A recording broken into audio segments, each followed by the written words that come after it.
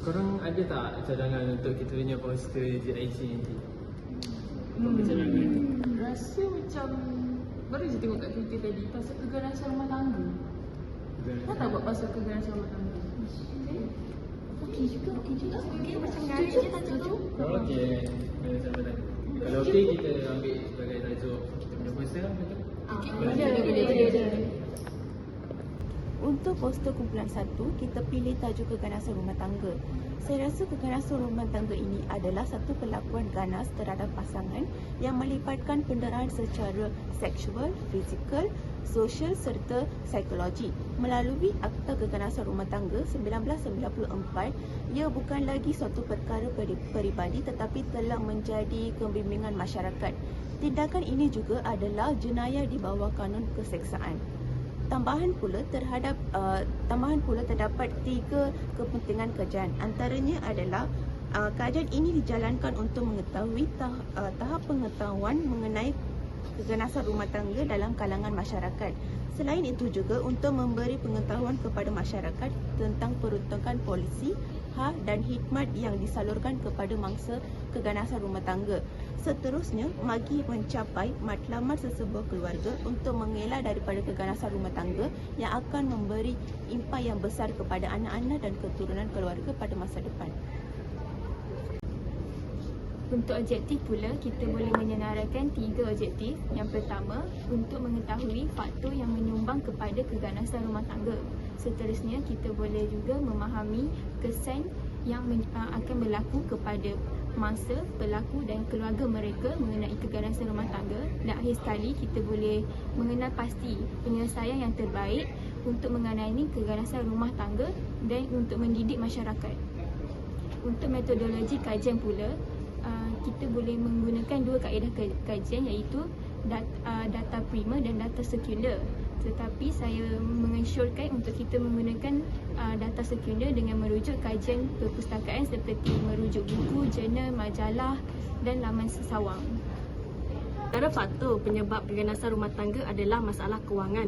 Kekurangan kewangan akan memberi tekanan ke atas individu dan mereka cenderung untuk melepaskan tekanan tersebut terhadap pasangan rumah tangga masing-masing. Selain itu, pengambilan minuman beralkohol dan juga penyalahgunaan dadah. Kedua-dua elemen ini boleh menjejaskan kewarasan akal dan sekiranya diambil dalam kuantiti yang berlebihan, mereka boleh bertindak secara luar kawalan dan melakukan perkara yang ganas. Dan yang terakhir adalah trauma. Individu yang pernah mengalami ataupun menjadi mangsa keganasan rumah tangga mempunyai potensi untuk melakukan keganasan rumah tangga apabila mereka telah akan memasuki ke alam perkahwinan. Kesan keganasan rumah tangga yang pertama adalah kecederaan fizikal seperti bengkak, lebam ataupun kecacatan yang berterusan. Kecacatan berterusan ini akan menyebabkan tugasan harian menjadi lebih sukar. Yang kedua adalah kesan kepada kesihatan mental dan emosi.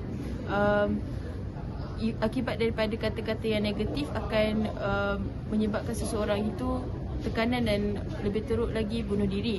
Yang ketiga adalah pengabaian ekonomi yang dipertanggungjawabkan oleh si suami untuk memberikan nafkah dan keperluan asas. Jika perkara ini diabaikan, anak-anak dan isteri akan hidup dalam kemiskinan dan tekanan kehidupan. Jadi antara cadangan yang dapat dilakukan sekiranya anda mengalami keganasan rumah tangga, anda boleh menghubungi talian perkhidmatan awam atau talian kasih atau NGO. Selain itu, anda juga boleh membuat laporan polis dan mendapatkan rawatan di hospital kerajaan yang terdekat untuk mendapatkan rawatan perubatan yang selanjutnya. Kumpulan kami melihat falsafah yang digunakan untuk membincangkan isu keganasan rumah tangga ialah falsafah praktikal. Falsafah praktikal adalah falsafah yang memfokuskan kepada tindakan dan amalan manusia seperti mempelajari aspek politik, etika dan estetika. Rumah tangga ialah sesuatu yang telah dipraktikkan bagi setiap pasangan yang telah berkahwin. Contohnya, ketua keluarga dipraktikkan untuk mencari rezeki bagi menampung perbelanjaan seharian. Ini adalah salah satu amalan benar yang biasa dilakukan dalam rumah tangga. Selain itu, falsafah baru juga berkait rapat dengan isu keganasan rumah tangga. Falsafah baru ini mampu memberi kesan kepada masyarakat zaman kini. Hal ini kerana keganasan rumah tangga sering berlaku pada zaman moden dan jarang berlaku pada zaman dahulu, disebabkan atas beberapa faktor seperti terlalu mengejar gaya hidup yang mewah dan sifat materialistik yang menguasai diri. Seperti yang dapat kita lihat pada artis-artis yang zaman kini, mereka sering terlibat dalam kes-kes keganasan rumah tangga disebabkan faktor-faktor tersebut dan boleh berkait dengan falsafah baru. Okey, berdasarkan teori falsafah yang telah diterangkan oleh Alin dan Moon, kita dapat membuat perbandingan. Untuk falsafah baru, berkait rapat dengan perubahan budaya dan sosial pada masa kini. Ia juga menyebabkan falsafah baru ni, dia menyebabkan kepada berlakunya tekanan hidup dan gaya hidup mewah, dan ini menyebabkan penambahan dalam kes keganasan rumah tangga. Selain itu, falsafah praktikal pula dia fokus kepada rutin harian dan tanggungjawab individu. Macam contoh, suami dia fokus, dia usaha untuk cari rezeki untuk keluarga.